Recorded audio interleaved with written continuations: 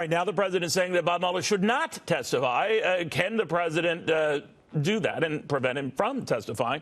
Former justice official John Yoo on that. John, what do you think? Can he? It's a very complicated question and really tests the waters, this constitutional conflict that is coming between Congress and the president that the courts really have never resolved. So if Mueller stays as a Justice Department official, then the president could just order him not to testify on the basis that the Justice Department has always tried to protect prosecutors and their decisions from excessive scrutiny. They don't want those decisions out in public. But, you know, we've already crossed that line. The Mueller report already has all the evidence described. You already see the prosecutorial mind at work.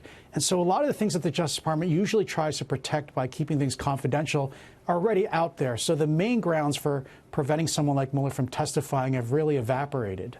All right. Democrats seize on this, say, well, there's a lot that was inferred on the part of Mueller that we want to get to the bottom. Why didn't he make more of an obstruction case against the president? Why did he kind of leave it as a jump ball for us? That's their take.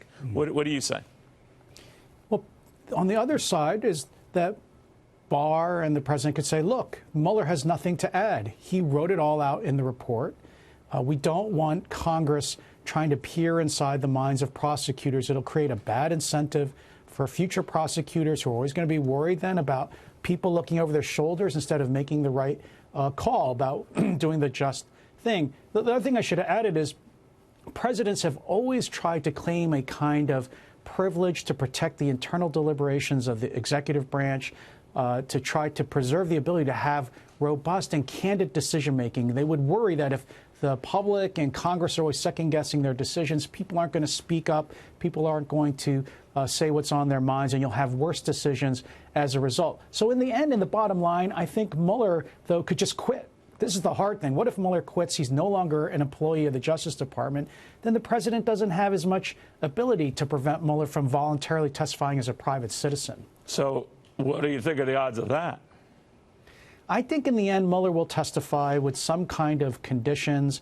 But I think Mueller is a very play-by-the-book guy, so I think he's probably not going to depart hardly at all from what's already in his report. So I think you're going to have members of Congress like Jerry Nadler, the chairman of the House Judiciary Committee, are just going to be extremely frustrated, and they're going to continue to attack the Justice Department, unfortunately, because I think they did a very good job here. You know, while I have you, I haven't had the pleasure of getting your take on the friction or the appeared friction between Bill Barr and you know, Bob Mueller over the release of the bullet points and the summary of the Mueller report.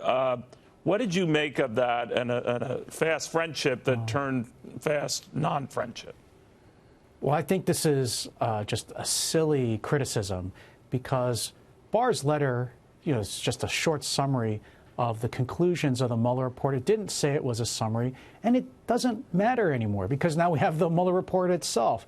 So the Barr letter is not even going to be the footnote to the footnote to a footnote in history. No one's ever going to remember this months or years from now. And I still wonder, John, you're the expert here, but is there anything that, if you think about it, Barr got wrong? I mean, there was no definitive statement one way or the other on obstruction. People could form their own opinions on that. But the report makes clear in the end, didn't have enough to go with it, didn't have enough not to go with it. So what did Barr supposedly get wrong? He didn't. He didn't get anything wrong. The people who are criticizing him are saying, well, he didn't provide the full context, so it altered the narrative. That's not Barr's job. Well, that would have delayed the release of the report itself at a heated time when everyone wanted it out, right?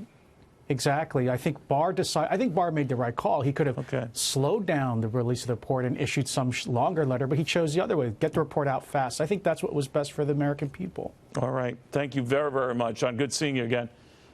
Great seeing you, Neil.